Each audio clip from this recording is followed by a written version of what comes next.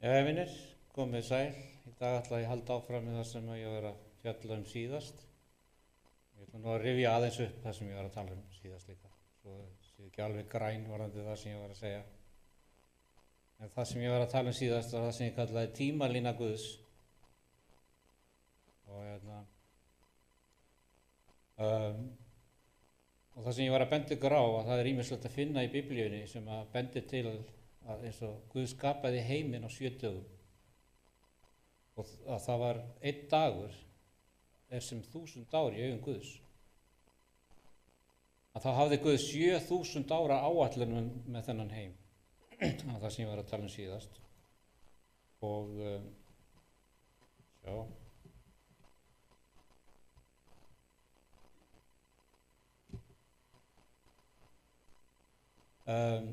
og ég benti ykkur á líka síðast að Guð hann hefði alveg getað skapað hann heim á augabragði, en eins og þú veist þá kaus hann að gera þetta á 7 dögum.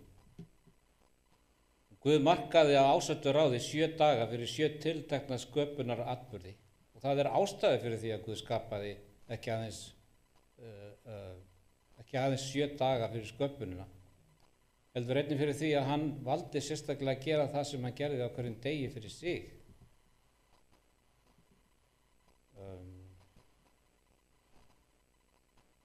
Nú eins og ég talaði síðast, þá voru ýmsir kirkjufeður á þessari skoðun eins og Barnabas, Ireníus og Methodius sem voru uppi á 1. öldum eftir Krist.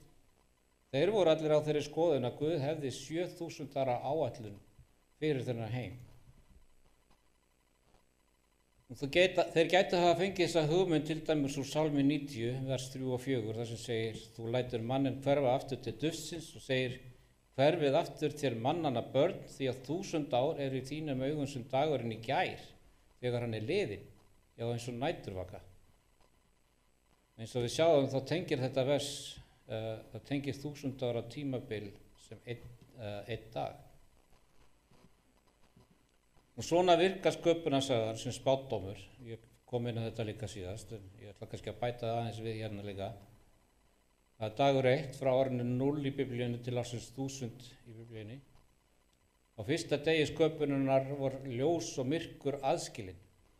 Og fyrsta árþúsundi mannkynsins syngaði Adam og Eva og þar með kom myrkur í heiminn. Og dagur 2 frá árinu 1000 í Biblíunni til ársins 2000 í Biblíunni.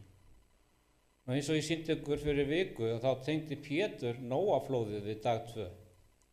Eins og Guð aðskildi vötnin á degi 2, þá gerði hann það einnig á öðru árþúsundi. Þannig að flóðið uppfylling annars dags sköpunarinnar. Og dagur 3 frá árinu 2000 í Biblíunni til ársins 3000. En það var á 3. degi sköpunarinnar var séð fyrir að landið hefði sæði sem bar ávöxt. Á sama hátt var Abraham lofað að niðjar hans yrðu gróðursettir í fyrirheitnarlandinu og Ísrael var sæðið á 3. árþúsundinu. Og daga 4, 3000 til 4000, á 4. degi sköpunarinnar var sólin sköpuð sem stærra ljós. Og einnig í lok 4. árþúsundar mannkynsins kom Kristur í heiminn sem ljós.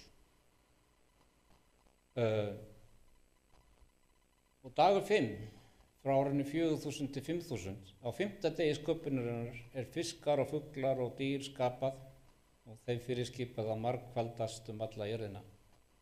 Og í upphafi 5. árþúsundar mannkynsins urðu lærisveinar Krists manna veiðarar og dreifðu sér allt. Nú, eitt sem ég nefndi ekki síðast var að einmitt á þessu tímabili kemur dýrið ógurlega til sögunar sem talað í Åpenbarabókinni. Og vissulega hafði Daniel líka talað dýr sem táknaði heimsveldi fyrr á tíð. En það þarna sem þetta ógurlega dýr kemur fram. Það samsettur öllum fyrri dýrunum. Dagur 6 frá árinu 5000 til 6000, það á 7. degi sköpunarinnar, þá var maðurinn skapaður. Og með þeim fyrirmælum að margfalda sig og fylla jörðina og drottna yfir sköpuninni. Og í lok 7. árþúsund mannkynsins sjáum við að mannkyn hefur fyllt jörðina og náð fordæmalausum yfirráðum yfir sköpuninni. Og það var eitt sem ég nefndi ekki síðast að eftir að Guð skapaði mannin, þá blés hann lífsanda í nasir hans.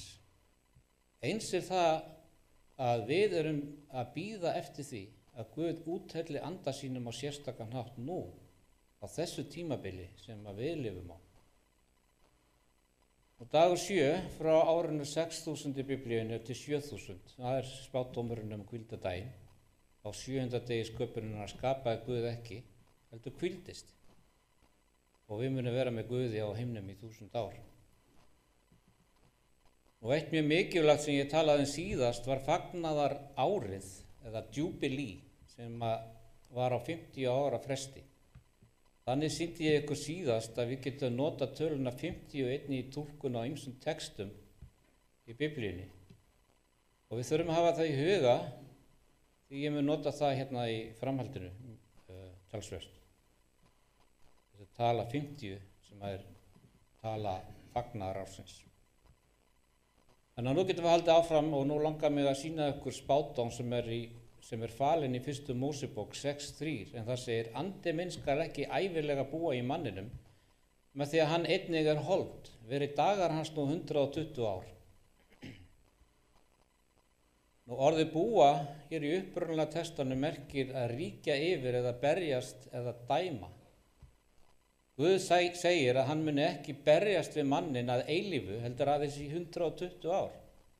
Guð hefur vissulega verið að berjast við mannin í meir en 120 ár. Ritningarnar eru fullar af mönnum sem berjast við eða standa ítrekað gegn Guði.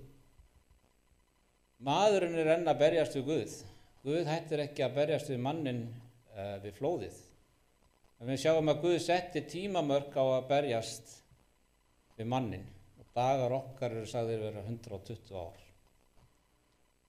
En við erum hold og blóð þar til að upprisan kemur, og upprisan var ekki aðeins 120 ár eftir 1. Mósebók. Hins vegar ef við lítum á 120 ár og notum regluna sem ég sagði ykkur frá varðandi fagnaðarárið, að þá getum við margvalda 120 ár sinnum 50, og það eru 6000. Það eru 6000 ár sem Guð mun berjast við hold mannsins, við fólkið sitt. En við lok 6000 árana líkur því. Við lok 6000 ára losum við okkur við þetta hold með upprisunni við endurkomu Krists. Þannig að það verða 6000 ár eða 6 dagar, þetta Guð, sem að Guð glímir við syndina og holdið. Og sjáðu hvað Jób segir hér í 5. kafla vers 19. Úr 6 nauðum frelsar hann þig, og í henni 7. snertir þig ekkert illt. Það eru 6 dagar mannsins, og á 7. degi mun Kristur ríkja sem konungur síðasta daginn, eða 1000 ár. Og þá snertir okkur ekkert illt lengur. Nú það líka spádómur hér varðandi dauða Móse. Móse hann var 120 ára gamall þegar hann dó. Og með því að nota þetta fagnaðar ár sem ég var að tala 50, sjáum við að dauði Móse táknar lok 6000 árana, eða 120 ár sinni 50, sem 6000. Hvernig tengist það tímasetningu og endurkomu Krists? Og hvað gerðist rétt eftir að Móse dó? Jósúa leyfði fólki Guðs að ganga inn í fyrirheitnarlandið. Og hvað mun Kristur gera þegar hann snýr aftur? Eitt af því sem hann gerir að leiða okkur inn í fyrirheitnarlandið. Og athyglisvert að Jósúa og Kristur deila sömu nöfnum á hebresku. Þeir eru nú verið sama nafni, bara annars vegar hebreska og hins vegar gríska. Dauði Móse var 120 ára, hann var 120 ára, það táknar lok 6000 ára tímabils mannkynssins. Og rétt eins og Jósúa leiddi fólk Guðs inn í landið með því að fara yfir Jórdan, mun Kristur einnig gera slíkt hið sama eftir 6000 ár, eftir að þeim lokið. Og eftir það 1000 ára dvöl á himnum. Spádómur varðandi brottförina. Kristi líkt við Móse, og það eru fjölmargar hliðstæður milli Móse og Krists. Móse var 80 ára gamall í fyrstu skjalfestu páskunum, eða Passover eins og það er kallað á ensku, og frelsaði fólk Guðs frá Egyptalandi. Nú 80 sinni 50, fagnaðar ár, það nákvæmlega 4000. Að þannig þurfti Kristur að deyja á degi 4 á páskunum. Og hann gerði með það. Kristur dó á páskunum og var reistur upp sem frumgróði og frelsaði okkur þar á leiðandi frá synd. Fólk Guðs reikaði síðan eyðimörkina í 40 ár. Og 40 sinni 50 eru 2000. Þegar fólk Guðs hefur í óeiginlegri merkingu reikað eyðimörkina í næstum 2000 ár eða 2 daga. Og Móse var 120 ára gamall þegar hann dó og 120 sinni 50 nákvæmlega 6000. Þannig að mannkynið hefur 6000 ár eða 6 daga. Í næstum 2000 ár höfum við verið í þessari stöðu, reikað eyðimörkina, beðið eftir að komast inn í fyrirheitnarlandið við endurkomu Krists og þegar við munum öll rísa upp eða umbreytast og ríkja með honum í 1000 ár í hvíld. Rétt eins og Jósúa leiddi fólk Guðs inn í fyrirheitnarlandið mun Jesús, sem gríska útgáfan af Jósúa, einnig leiða okkur inn í fyrirheitnarlandið. Spádómur var það til Lasarus. Jesú var sagt að Lasarus væri veikur og þegar hann heyrði þetta dvaldi hann viljandi hinum megin við Jórdan í 2 daga. Og eftir þessa 2 daga sagði hann að nú væri komin tími til að snúa aftur til Júdeu. Og taki eftir að minnst á 2 daga bið og eftir biðina kemur Kristur aftur. Og það segir frá þessu í Jóhannes 11:5-7. Jesús elskaði þau Mörtu og systur hennar og Lasarus og þegar hann frétti að hann væri veikur var hann samt kyrrt á sama stað í 2 daga. Að þeim liðnum sagði hann við lærisveina sína, förum aftur til Júdeu.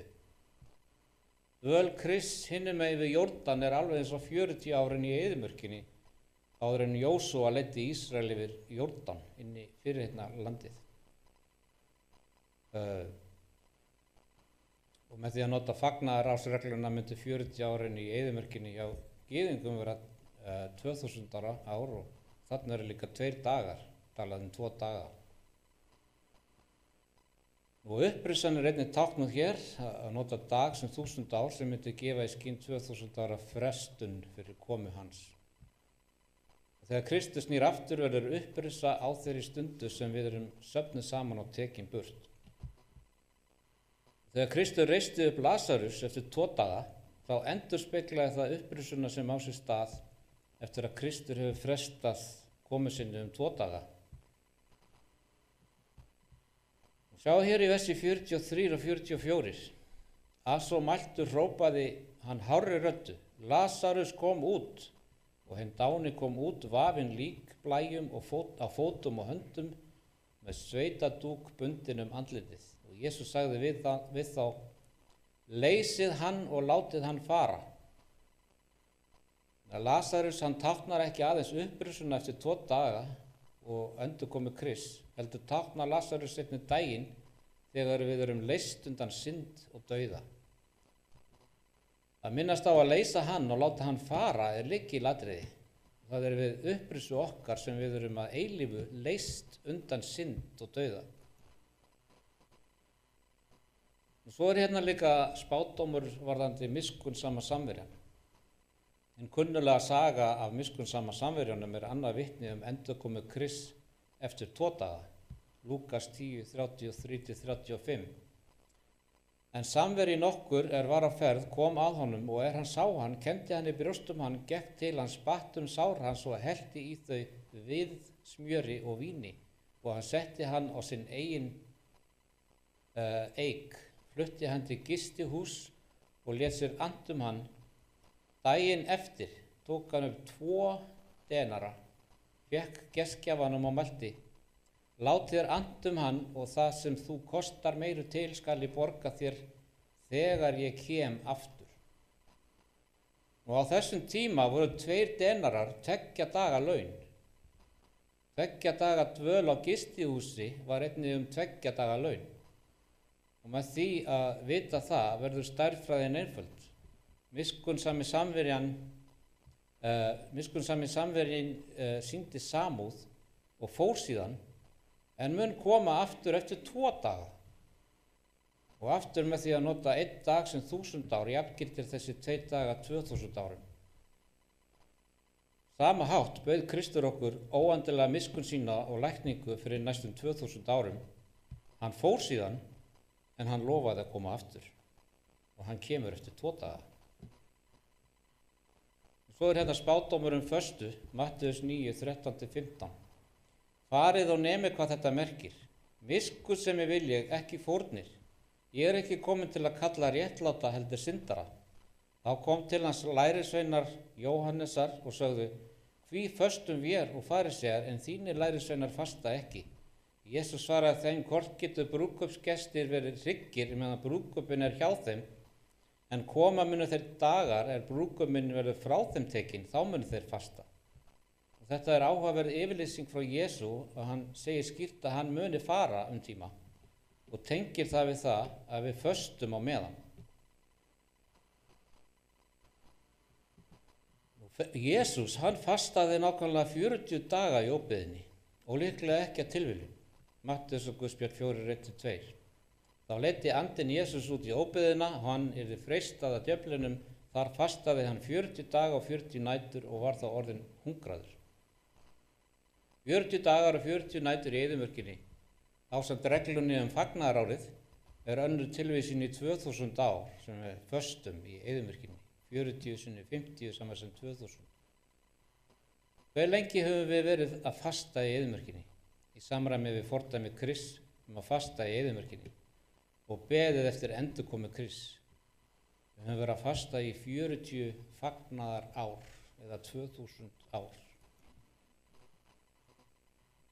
Í síðari Mósebók 19:16-19 segir: Á 3. degi, þegar ljóst var orðið, að gengu reiði þrumur og eldingar og þykkt ský lá á fjallinu og heyrðist mjög sterkur lúðuþytur, skeldist þá allt fólkið sem var í búðunum. Þá leiddi Móse fólkið út úr búðunum til móts við Guð og tók með sér stöðu undir fjallinu. Tóku menn sér stöðu undir fjallinu Sínaí fjall var allt í einum reik fyrir því að drottinn sté niður á það í eldinum.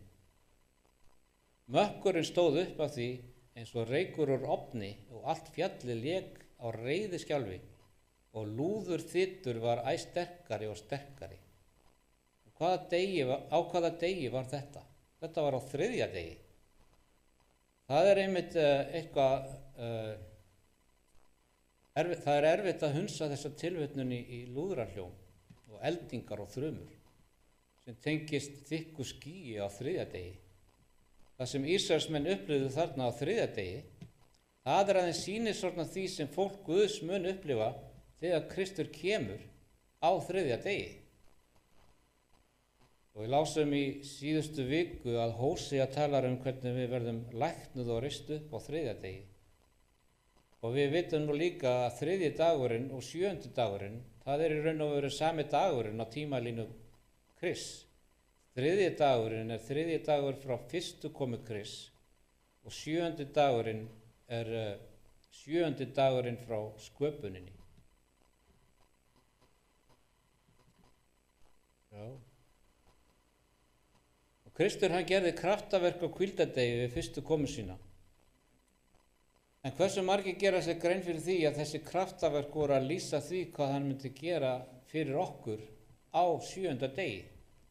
Kraftaverkin sem Jesús vann á 7. degi snerust öllum lækningu.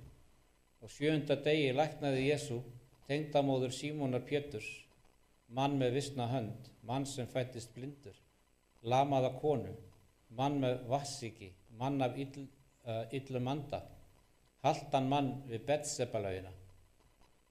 Jesús læknaði 7 manns á 7. degi. Á sama hátt munum við einnig vera læknuð við upprisuna á 7. degi. Rifið fyrsta dæmi þar sem að Móse sem tákn Krists steig upp á fjallið, 2. Mósebók 24:18. En Móse gekk mitt inn í skýið og sté upp á fjallið og var Móse á fjallinu í 40 daga og 40 nætur. Og eins og Móse steig upp og gekk inn í skýið, Þannig steig Kristur einnig upp og gekk inn í skýið. Apóstolasagan 1:9. Þegar hann hafði þetta mælt, var hann uppnuminn og þann ásjáandi og ský huldi hann sjónum þeirra. Og hversu lengi var Móse í burtu? Svarið er 40 dagar og 40 nætur. Og það er eins og ég hef komið inn á 2000 ár. Það var í 2000 ár þar sem Kristur kæmi, þar til hann Kristur kæmi aftur niður eftir að hann fór upp, rétt eins og Móse. Guð birtist Móse á 7. degi, 2. Mósebók 24, 16 og 17. Og það segir, og dýrð drottins hvíldi yfir fjallinu og skýið huldi það í 6 daga, en á 7. degi kallaði hann á Móse mitt úr skýinu og dýrð drottins var á að líta fyrir Ísraelsmenn sem eyðandi eldur á fjallstindinu. Við finnum svipa orðalag varðandi endurkomu Krists. Ef við höldum áfram hér yfir í Matteusarguðspjall 24:30. Þá mun tákn mannssonarins birtast á himni og allar kynnkvíslir jarðarinnar hefja kveinstafi. Og menn munu sjá mannssoninn koma á skýjum himins með mætti og mikilli dýrð. Og hvenar mun hann birtast? Það er á 7. degi. Spádómur varðandi uppstigninguna. Okkur er sagt að Kristur muni snúa aftur á sama hátt og hann steig upp. Þannig að uppstigning hans er tengd endurkomu hans. Hversu langur tími leið frá dauða og upprisu Jesú þar til hann steig upp? Apóstolasagan 1:3. Þeim birti hann sig lifandi eftir písl sína með mörgum órækum kennimerkjum. Lét þá sjá sig í 40 daga og talaði Guðsríki. Það liðu 40 dagar frá dauða og upprisu Jesú þar til hann steig upp aftur. Og eins og ég hef komið inn áður, ef við notum fagnaðarárið sem er 50, þá er það 2000. 2000 ára milli dauða og upprisu Krists og endurkomu hans. Og uppstigningin er auðvitað lýst sem tákn endurkomu hans. Og dauði og upprisa Krists átti sér stað fyrir næstum 2000 árum. Og í fyrri Samúelsbók 17 lesum við fræga sögu að Davíð og Golíat. Og eins og flestir vita mun Kristur sigra andkrist við komu hans. Davíð er einnig tákn Krists. Sagan af Davíð og Golíat rímar við endurkomu Krists. Í fyrri Samúelsbók 17:16 segir, en Filistinn gekk fram morgna og kveld og bauð sig fram 40 daga. Golíat hæddist að hernum í 40 daga áður en Davíð tók til máls. Með því að nota fagnaðarár sem reglu sjáum við þetta 2000 ár. Golíat táknar andkrist. Andi andkrist hefur verið í heiminum og níðst á trúuðum síðan Kristus steig upp fyrir 2000 árum. Og í 1. Jóhannesarbréfi 4:3 segir, en sérhver andi sem ekki játa Jesú er ekki frá Guði, hann er andkristins andi sem þér hafið heyrt að komi og nú þegar er hann í heiminum. Og eins og Jóhannes veit hefur andi andkrist verið til staðar tíma, en endalegur ósigur andkrists er enn í nánd. Páll nefnir þennan atburð og lýsir í smáatriðum hvernig Kristus sjálfur mun tortíma andkristi eða Golíat við komu sína. Annað Þessalónikubréf 2:8. Þá mun lögleysingin opinberast og honum mun drottin Jesú tortíma með anda munnsins og að engu gjöra þegar hann birtist við endurkomu sína. Kristur sigrar andkrist með því að tala orð, anda munnsins. Kristur talar lögmál Guðs og lögmálið sigrar hinn löglausa andkrist. Á sama hátt sýnir Davíð sama mynstur í fyrri Samúelsbók 17. Að Golíat hann hæðist að honum í 40 daga. Það táknar 40 fagnaðarár eða 2000 ár. Anda andkrist sem er þegar í heiminum. Og í lok þessa 40 daga tímabils mætast Golíat og Davíð í lokaorrustu. Davíð og Golíat tákna Krist og andkrist. Davíð hefur tekið upp 5 slétta steina úr á. Sléttu steinarnir 5 tákna 5 bækur Móse sem munu renna frá Síón eins og vatnsflóð.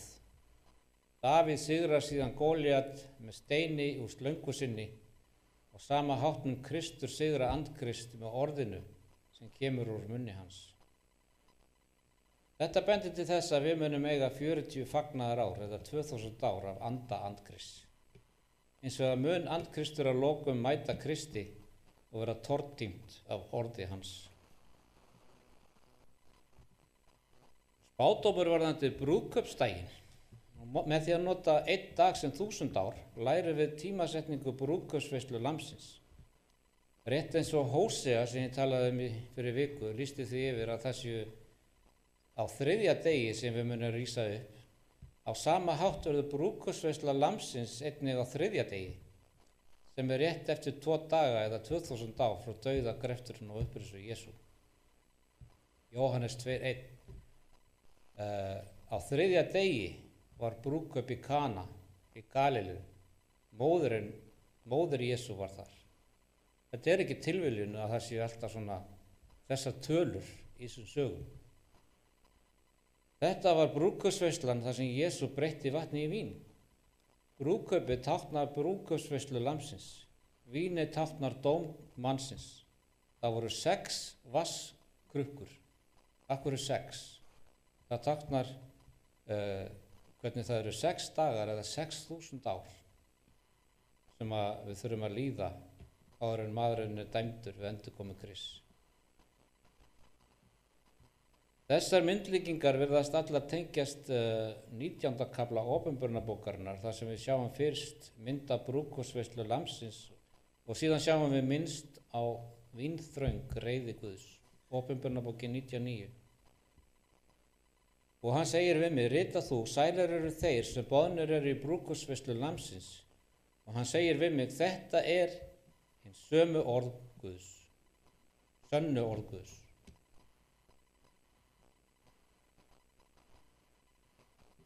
Það 2 sem við getum lært af sögunni af Jónasi. Í fyrsta lagi, þar sem hann var í kviði stórkvelds, þá táknaði það Jesú í gröfinni. En það annað sem við getum lært af þessari sögu. Það segir í Jónas 3, þá lagði Jónas af stað á fór til Nínive eins og drottinn hefði boðið honum. En Nínive var geysi mikil borg, 3 dagleiðir á lengd. Þannig það eins og ég hef komið inn á, það á 3. degi sem að endurlausnin okkar kemur. Og Nínive var sagt að það hefði 40 daga og þá eru þau steypt af stóli. Og hann Jónas, hann hóf göngu sína inn í borgina, 1 dagleið predikaði hann og sagði 40 dögum liðnum skal Nínive verða í eyðilögð. Það almennt viðurkennt að Nínive táknar heiminn eða þjóðirnar. Í þessari stöðu okkur kennt að ef heimurinn iðrast, þá verður hann hlífður við tortímingu. Og með því að nota fagnaðarársregluna, þá þetta 40 dagar sem táknar 2000 ár. Og við vitum að allur tilgangur þrengingarinnar miklu, sem kannski næstum 2000 árum eftir upprisu Krists, að þjóðirnar eru kallaðar til að iðrast, svo að þær geti forðast dóm Krists við komu hans. Hins vegar ólíkt Nínive virðist þjóðirnar ekki iðrast, eins og segir í Opinberunarbókinni 9:20. Og hinir mennirnir sem ekki voru deyddir í þessum plágum gjörðu eigi iðrun og snéru sér eigi frá handaverkum sínum.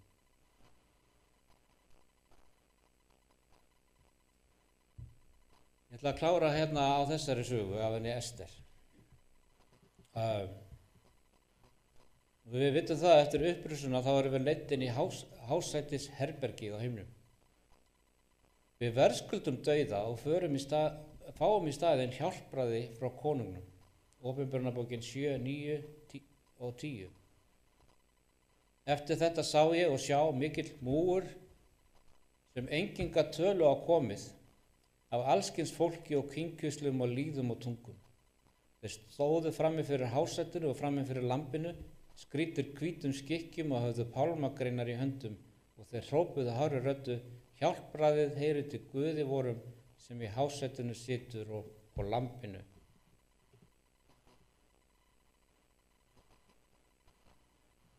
Og þegar að Ester gekk fram fyrir konung, gekk hún inn í hásettis herbergis, vitandi að hún verðskuldaði dauða fyrir að ganga gegn lögunum. Ester 4:16. Síðan mun ég ganga inn fyrir konung þótt að sé í móti lögunum, og ef ég þá á að farast, þá ferst ég. Hins vegar veitti konungurinn líf sem mynd af hjálpræði okkar og upprisunni. Og hvaða dag gerðist þetta? Og það ætti ekki að koma okkur á óvart, það gerðist á 3. degi. Ester 5:1-2. En á 3. degi skrýddist Ester konunglegum skrúða og gekk inn í hinn innri forgað konungshallarinnar, gegn konungshöllinni. En konungurinn sat í konungsháseturinn sínu í konungshöllinni gegn dyrum hallarinnar. En konungur leit Ester drottningu standa í forðingarðinum, fann hún náð í augum hans. Og konungur rétti út í móti Ester gullsprotann hann hafði í hendi sér. Og gekk Ester nær og snart oddinn á sprotanum. Ester lýsir okkur sem brúði fyrir framan hásetissal konungs okkar. Hún í konungslegum skrúða. Við munum vera í hvítum klæðum. Ester var gefið líf þegar hún verðskuldaði dauðan.